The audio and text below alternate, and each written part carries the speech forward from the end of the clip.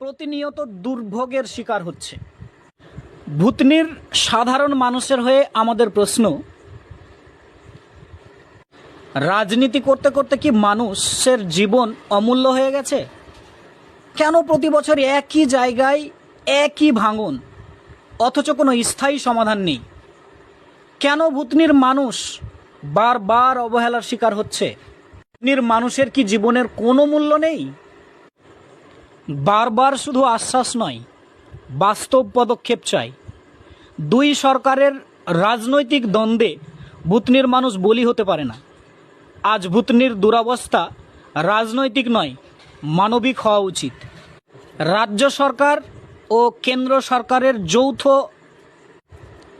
উদ্যোগে অবিলম্বে স্থায়ী সমাধানের জন্য মাস্টার প্ল্যান ঘোষণা করতে হবে।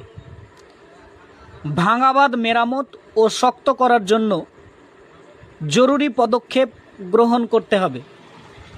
নদী নিয়ন্ত্রণ ও জলপ্রবাহের জন্য আধুনিক প্রযুক্তি ব্যবহার করতে হবে। ক্ষতিগ্রস্ত মানুষের জন্য বিশেষ আর্থিক সহায়তা ও পুনর্বাসন নিশ্চিত করতে হবে। ত্রাণ ও উদ্ধার কার্যক্রমকে কাগজে নয়, মাঠে বাস্তবায়ন করতে হবে। ভূতনির মানুষ আর শুধু ভোটের সময় মনে করিয়ে দেওয়ার প্রজন্ম নয়। যদি রাজ্য ও কেন্দ্র উভয় সরকার দ্রুত কার্যকর পদক্ষেপ না নেয়, তবে ক্ষুব্ধ মানুষ বাধ্য হবে আন্দোলনে নামতে। সেই আন্দোলন রাজ্য থেকে শুরু করে দিল্লি পর্যন্ত পৌঁছাবে। ভূতনি বাঁচাও, মানুষ বাঁচাও।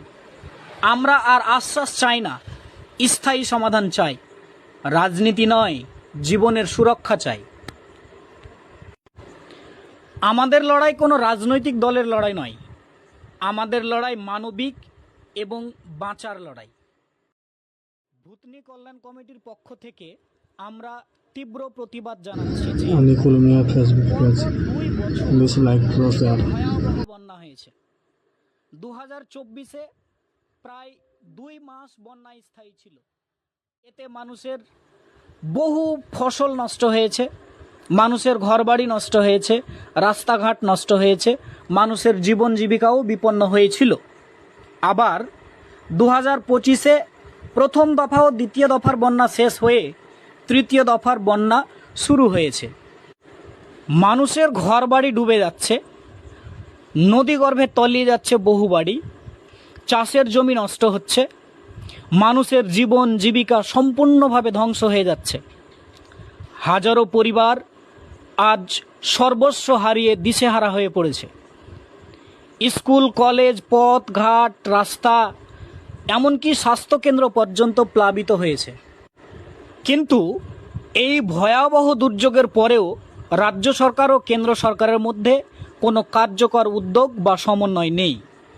রাজ্য সরকার দোষ চাপাচ্ছে কেন্দ্রের উপরে, আর কেন্দ্র সরকার দোষ ঠেলে দিচ্ছে রাজ্যের উপরে। অথচ সাধারণ মানুষ